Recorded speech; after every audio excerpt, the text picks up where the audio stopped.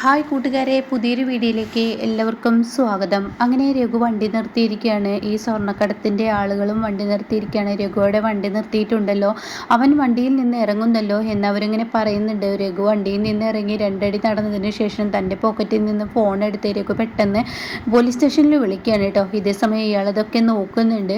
അപ്പോൾ തന്നെ CI ചോദിക്കുകയാണ്, അങ്ങനെ കാര്യങ്ങളൊക്കെ പറയുന്നുണ്ട് രഘു, അത് നമുക്ക് മുന്നിൽ വ്യക്തമല്ല. അപ്പോൾ ഇവരിങ്ങനെ നോക്കുന്നുണ്ട്. അമ്പിളിയാണെങ്കിൽ നല്ല പേടിയുടെ മുനയിലാണ്. അപ്പോൾ ഈ സമയം അവർ കുറേ നേരം രഘുവിനെ ഇങ്ങനെ നിരീക്ഷിക്കുകയാണ്. പിന്നീട് അയാൾ പറയുന്നുണ്ട്, നമുക്ക് പോവാടാ എന്ന് പറഞ്ഞ് അവർ വണ്ടിയെടുത്ത് പോകുന്നു.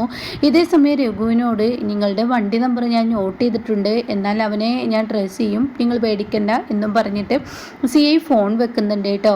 പിന്നീടാണെങ്കിലോ ഇന്ദ്രൻ സത്യനോട് വിളിപ്പിച്ചിരിക്കുകയാണ്, എടാ നെറികെട്ടവനെ, നീ ഇത്ര വൃത്തികേട് കാണിക്കൊന്നും ഞാൻ കരുതിയില്ല. എൻ്റെ ഭാര്യ എന്നെ ഒന്ന് വിശ്വസിച്ച് തുടങ്ങിയായിരുന്നു, അവളിലുള്ള വിശ്വാസം നീ വീണ്ടും തകർത്തു. അതിനു മാത്രം ഞാൻ എന്താ ഇന്ദ്രേട്ട ചെയ്തത്? നീ എന്തിനാടാ നിൻ്റെ ഭാര്യയെയും കുഞ്ഞിനെയും ഞാൻ രക്ഷിച്ചപ്പോൾ നീ എനിക്ക് ശിക്ഷിച്ചത്? അവൾ കാരണമല്ലേ നിൻ്റെ കുഞ്ഞ് രക്ഷപ്പെട്ടത്? അത് നീ ചിന്തിക്കണ്ടേ? നമ്മുടെ അമ്മക്ക് മുന്നിൽ നീ എന്തിനു വെളിപ്പെടുത്തി? ദേ ഇന്ദ്രേട്ട, ഞാൻ അങ്ങനെയൊന്നും ചെയ്യില്ല. പിന്നെ നീ അല്ലാതെ ആര് ചെയ്തു? എനിക്കറിയില്ല ഇന്ദ്രേട്ട, നീ കള്ളം പറയണ്ട. നിൻ്റെ സ്വഭാവത്തിൽ ഇപ്പോൾ വലിയ മാറ്റങ്ങൾ ഞാൻ കാണുന്നുണ്ട്. നീ കള്ളം പറച്ചിൽ നിർത്തിയേക്ക് എന്നും പറഞ്ഞിട്ട് ഇന്ദ്രൻ അങ്ങ് ചൂടാകുമ്പോൾ സത്യൻ പറയണ, ഒരിക്കലും ഇന്ദ്രേട്ട ഞാൻ കള്ളം പറയില്ല, ഞാൻ ഒരിക്കലും നമ്മുടെ അമ്മയോട് പറയില്ല. ഏട്ടത്തിയെ കാണേണ്ട ആവശ്യം എനിക്കുണ്ട്. ഏട്ടത്തിയുടെ അടുത്തോട്ട് ഇപ്പം ഞാൻ പോവും. എന്തായാലും എൻ്റെ ഏട്ടത്തിയോട് ഞാൻ അങ്ങനെ ഒരിക്കലും ഒരു ചതി ചെയ്യില്ല എന്ന് നമ്മുടെ അമ്മ അനുപമയുടെ അടുത്ത് പോയി വായിൽ തോന്നിയതൊക്കെ വിളിച്ചു പറഞ്ഞിരിക്കുന്നു. അപ്പോൾ ഉടൻ തന്നെ സത്യം പറയണ, ഒരു പക്ഷേ ശ്യാമിനോട് ഞാനിത് പറഞ്ഞിരുന്നു. ശ്യാമ സോനയോട് പറഞ്ഞ്, സോനയും അമ്മയും ഇപ്പം നല്ല അടുപ്പത്തിലല്ലേ, അവരായിരിക്കും ഈ പണി ഒപ്പിച്ചിട്ടുണ്ടാവുക. അത് കേട്ട ഉടൻ തന്നെ ഇന്ദ്രൻ തീർച്ചയായും അത് തന്നെ എന്ന് പറയുന്നുണ്ട് കേട്ടോ. പിന്നീട് സച്ചിയാണ് കാണിക്കുന്നത്. സച്ചിയുടെ കുടുംബത്തിൽ ഒരാൾ വന്നിരിക്കുകയാണ്, കമ്പനിയിലെ ഒരു സ്റ്റാഫാണ്. അപ്പോൾ അയാൾക്ക് ഒപ്പൊക്കെ ഇട്ട് കൊടുക്കുന്നുണ്ട്. അപ്പോൾ അയാളോട് പറയണ, കമ്പനിയിലെ മറ്റുള്ള സ്റ്റാഫുകളൊക്കെ സത്യനെ പരിചയപ്പെടുത്തി കൊടുത്തില്ലേ? അത് കേട്ട ഉടനെ സത്യൻ്റെ അതിന് ആവശ്യമൊന്നും ഉണ്ടായില്ല. സത്യം തന്നെ എല്ലാവരെയും പരിചയപ്പെടുകയും അവർക്കുള്ള കാര്യങ്ങൾ ചെയ്തു കൊടുക്കുകയും പണമിടപാടുകളോ എല്ലാം സത്യം ചെയ്തിരിക്കുകയും ചെയ്യുന്നു എന്ന് പറഞ്ഞിട്ട് ആൾ പോവുകയാണ് കേട്ടോ. അപ്പോൾ ഉടൻ തന്നെ ഇന്ദുവും അതുപോലെ സാവിത്രിയും കൂടി അങ്ങോട്ടേക്ക് വന്നിട്ട്, അല്ല സത്യനെ ഇപ്പോൾ നമ്മുടെ കമ്പനിയിൽ ആരായിട്ടാണ് എടുത്തിരിക്കുന്നത്? നമ്മുടെ കമ്പനിയിൽ ഹെഡ് തന്നെയാണ്, അവൻ തന്നെയാണ് ഇനി എല്ലാ കാര്യങ്ങളും തീരുമാനിക്കുന്നത്, എല്ലാ ബ്രാഞ്ചുകളെയും അവൻ തന്നെ തീരുമാനിക്കുന്നത് എന്ന് പറയുമ്പോൾ, അല്ല അച്ഛൻ്റെ തീരുമാനം എന്താ? ഇനിയും മുന്നോട്ട് സത്യേട്ടനെ കൊണ്ടുപോകാനാണോ? അതെ, ഇനി ഗോകുൽ വന്നാലും സത്യനെ മുന്നോട്ട് കൊണ്ടുപോകണമെന്നാണ് എൻ്റെ ആഗ്രഹം. സത്യൻ തന്നെ ഈ കമ്പനി നടത്തണം, പിന്നീട് ഗോകുലിന് ബിസിനസ്സിലോട്ട് ഇറക്കാൻ സത്യന് ആവശ്യമാണ്. അതുകൊണ്ടാണ് സത്യനെ ഞാൻ പിടിച്ചിരിക്കുന്നത്. അത് കേൾക്കുന്ന എന്തോ ഐഡിയ കൊള്ളാം, എന്നാൽ സത്യനോട് ഇതൊന്ന് ചോദിച്ചു നോക്കി എന്ന് സാവിത്രി പറയുന്നു. അത് കേൾക്കുന്ന സച്ചി പറയണേ, അവനോട് ചോദിക്കേണ്ട ആവശ്യമൊന്നുമില്ല, അവന് ഇതിനൊക്കെ താല്പര്യമുണ്ടെന്ന് പറയണ കേട്ടോ. പിന്നീട് ശ്യാമു വന്ന് സോനയോട് ചൂടാവുകയാണ്. സോനെ, നീ എന്തിനാണ് നിൻ്റെ അമ്മയോട് ഞാൻ പറഞ്ഞതല്ല നീ പറഞ്ഞത്? എന്താ ഈ പറയുന്നത്? ഞാനങ്ങനെ പറഞ്ഞെങ്കിൽ അനുവേടത്തിയോട് നല്ല ഹാലിളകി അങ്ങോട്ടേക്ക് പോകുമല്ലോ, കലയിൽ പൂണ്ട് എൻ്റെ അമ്മ അങ്ങോട്ടേക്ക് പോകും. അപ്പം അതേ സുശീല മറിഞ്ഞു നിന്ന് കേൾക്കാണ്. അത് കേട്ട ഉടനെ ഷാമു പറയണ, അത് സംഭവിച്ചു, എന്തായാലും ഞാൻ നിന്നോട് പറഞ്ഞത് നിൻ്റെ അമ്മ അറിഞ്ഞിരിക്കുന്നു. അത് കേൾക്കുന്ന സോന പറയണ, ഒരു പക്ഷേ നമ്മൾ സംസാരിക്കുന്നത് ഇനി മറിഞ്ഞു നിന്ന് അമ്മ കേട്ടിട്ടുണ്ടാവുമോ? അത് കേൾക്കുന്ന സുശീല, അത് നിങ്ങൾ സംശയിച്ച ശരി തന്നെ, നിങ്ങൾ സംസാരിക്കുന്നത് ഞാൻ മറിഞ്ഞു നിന്ന് കേട്ടു, അത് സത്യം തന്നെയാണ് എന്ന് പറയുമ്പോൾ അവിടെ ഞെട്ടിപ്പോവാണ് കേട്ടോ ഷാമും അതുപോലെ തന്നെ സോനയും. അപ്പോൾ ഉടനെ തന്നെ സോന പറയുന്നുണ്ട്, എന്തിനാ അമ്മ ഇങ്ങനെയുള്ള പ്രവൃത്തികൾ ചെയ്യുന്നത്? അപ്പോൾ അത് കേട്ടാ സുശീല പറയണേ, എന്നോ എഴുതി തള്ളിയവളാണ് ഈ അനുപമ എന്ന് പറഞ്ഞവൾ. അവൾ എൻ്റെ കുടുംബത്ത് കയറി ഞെരങ്ങണ്ട, അതിനുള്ള ശിക്ഷ ഞാൻ അവൾക്ക് കൊടുത്തിട്ടുണ്ട്. ഇനി ജീവിതത്തിൽ അവൾ ഒരിക്കലും എൻ്റെ കുടുംബത്ത് കയറി ഞെരങ്ങില്ല എന്നൊക്കെ ഇങ്ങനെ പറയുമ്പോൾ ഷാമിന് ഭയങ്കര സങ്കടമാവുകയാണ് കേട്ടോ. പിന്നീടാണെങ്കിൽ വിനയനെയാണ് കാണിക്കുന്നത്. വിനയൻ ഇങ്ങനെ അനുപമയുടെ അടുത്തോട്ട് വന്നിരിക്കുകയാണ്. അപ്പോൾ വിനയൻ എയർപോർട്ടിലോട്ട് പോകാൻ ഒരുങ്ങാണ്. തൻ്റെ മക്കളെ ഒരു നോക്ക് കണ്ടിട്ടും തൻ്റെ ഭാര്യയെ ഒന്ന് കണ്ടിട്ടും താൻ പോവാമെന്ന ആ ഒരു ഇതോടുകൂടിയാണ് അനുപമയുടെ മുന്നിൽ വന്നിരിക്കുന്നത്. എന്നാൽ വിനയൻ ഇറങ്ങുന്നത് കാണുമ്പോൾ ഒരിക്കലും ഇഷ്ടപ്പെടില്ല കേട്ടോ അനുപമയ്ക്ക്.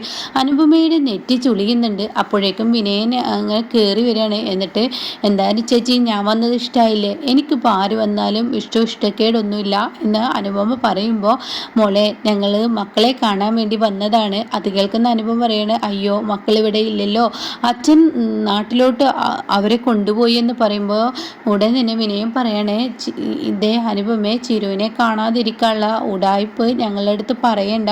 എന്തിനാണ് കള്ളം പറയുന്നത്? ഞാൻ പോക്കാണ്, പക്ഷെ ഞാൻ നേരാവാൻ ഒരുങ്ങിയിരിക്കുന്നത്. നിങ്ങൾക്ക് എല്ലാവർക്കും കണ്ണിന് മുന്നിൽ കണ്ടാത്തൊരു വ്യക്തിയല്ലേ ഞാൻ.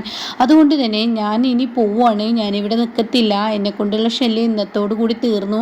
അപ്പോൾ അത് കേൾക്കുന്ന ലംബോദരം പറയണേ, ഇവന് ഇനി ഒരു ബിസിനസ് തുടങ്ങാൻ പോവാണ് ദുബായിലോട്ട്.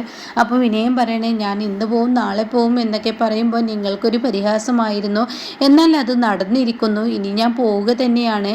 അതുകൊണ്ട് അതും കൂടി പറയാനാണ് അനുപമയെ വന്നത് എന്ന് പറയുമ്പോൾ, നീ പോവാതിരിക്കുക, അതൊക്കെ നിന്നെ ഇഷ്ടം, ഞങ്ങളതൊന്നും അന്വേഷിക്കുന്നില്ല. ഉടൻ തന്നെ വിനയം പറയുന്നുണ്ട്, എൻ്റെ ഭാര്യയെ ഞാൻ കാണാതിരിക്കാൻ ഉള്ള അടവുകളല്ലേ അനുചേച്ചി ഇത് ചെയ്യുന്നത്. അത് കേട്ട ഉടൻ തന്നെ, നിൻ്റെ ഭാര്യയെ നീ കാണുകയോ കാണാതിരിക്കുകയോ അതൊക്കെ നിൻ്റെ ഇഷ്ടം, ഞാൻ പണം തരാനുള്ളത് തന്നു.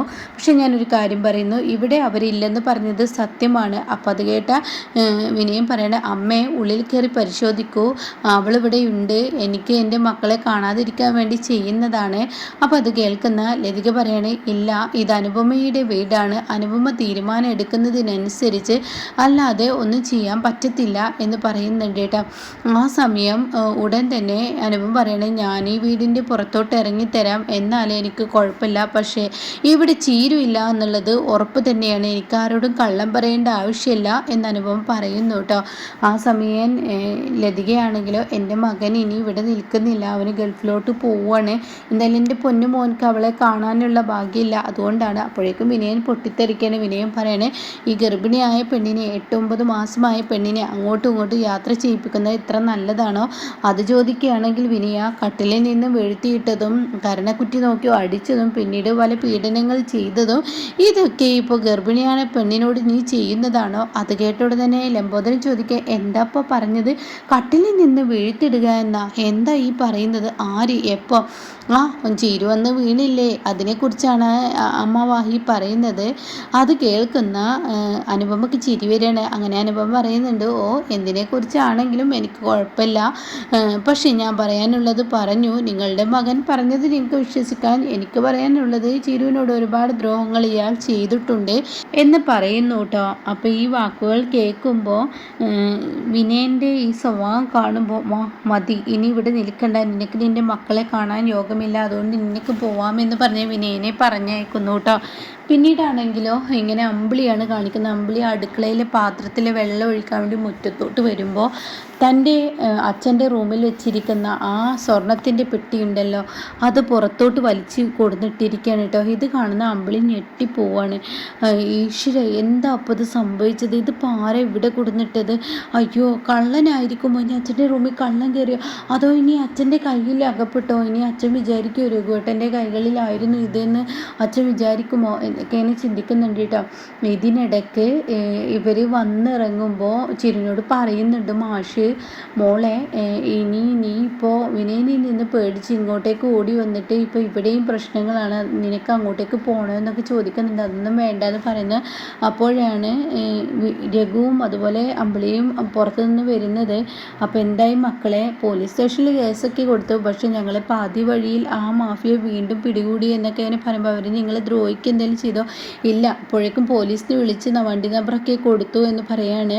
അപ്പോൾ ഉടൻ തന്നെ രഘു പറയുന്നുണ്ട്, എന്തായാലും ഇത് ഇനി പ്രശ്നമാവും. അപ്പോഴേക്കും മാഷി ചോദിക്കുകയാണ്, മോനെ, ഇനിയിപ്പോൾ ഇത് എന്താ ചെയ്യുക? അവരുടെ ശല്യം തുടരുകയാണെങ്കിൽ നീ എന്ത് ചെയ്യും? ഞാൻ നോക്കും അവരെന്താ ഉദ്ദേശിക്കുന്നതെന്ന്. അവരുടെ ഉദ്ദേശം വേറെ രീതിയിലാണെങ്കിൽ ഞാൻ പഴയ രഘുവാകും. അപ്പോൾ മാഷ് അത് ചീരുവിനോട് പറഞ്ഞിട്ടുണ്ട് കേട്ടോ. പഴയ രഘുവാണെങ്കിൽ ഒരിക്കലും ഈ വീടിൻ്റെ പടി ചവിട്ടാൻ ഒരു ഗുണ്ടക്കും കഴിഞ്ഞിരുന്നില്ല എന്ന് പറഞ്ഞിട്ടുണ്ട് കേട്ടോ. അപ്പോൾ ഉടൻ തന്നെ അമ്പിളി ചോദിക്കുകയാണ്, എന്താ ഈ പറയുന്നത്? വെട്ടാനും കുത്താനും ഇനി രഘുവട്ടം പോകുന്നോ? വേണ്ടി വേണ്ടി വന്നാൽ ഞാനത് ചെയ്യും. എന്തായാലും നിങ്ങൾക്ക് എല്ലാവർക്കും ഇവിടെ നിൽക്കാൻ പേടിയുണ്ടെങ്കിൽ നിങ്ങളെല്ലാവരും അനുപമയുടെ വീട്ടിലോട്ട് പോയിക്കോ, ചിരു നീയും അമ്മാവനൊക്കെ പോയിക്കോ. അത് കേൾക്കുന്ന മാഷ് പറയണേ ഞാൻ പോവില്ല എൻ്റെ രഘുവിനെ വിട്ടിട്ട്. അപ്പോഴേക്കും അമ്പിളി പറയും ഞാനും പോവില്ല. അപ്പോൾ അത് കേൾക്കുന്ന ചിരു പറയണേ ഈ വീട്ടിൽ നിന്ന് ഇനിയിപ്പോൾ ആരെന്ത് മാറിയാലും അത് സംശയത്തിൻ്റെ നിഴലിലോട്ടേ പോവുള്ളൂ. അതുകൊണ്ട് ഈ വീട്ടിൽ തന്നെ എല്ലാവരും നിൽക്കുക, എന്താണെങ്കിലും നമ്മൾ തരണം ചെയ്യുമെന്ന് പറയുന്നുണ്ട് കേട്ടോ. ഇതിനിടയ്ക്ക് ഇനി ഈ സ്വർണം എവിടെ പോയി? താൻ ഒളിപ്പിച്ചു വെച്ച സ്വർണം മുറ്റത്തോട്ട് എത്തിയിരിക്കുന്നു. ആ പെട്ടിയിൽ ആ സ്വർണം ഇല്ല കേട്ടോ. അപ്പോൾ ധാരാ ആരുടെ കൈകളിൽ എത്തിയിട്ടുണ്ട്. ആ ഒരു സീനിലാണ് ഇനി നാളെ തുടങ്ങുന്നുണ്ടാവുക കേട്ടോ. അപ്പോൾ ഇന്നത്തെ എപ്പിസോഡ് ഇങ്ങനെയാണ് വന്നിരിക്കുന്നത്.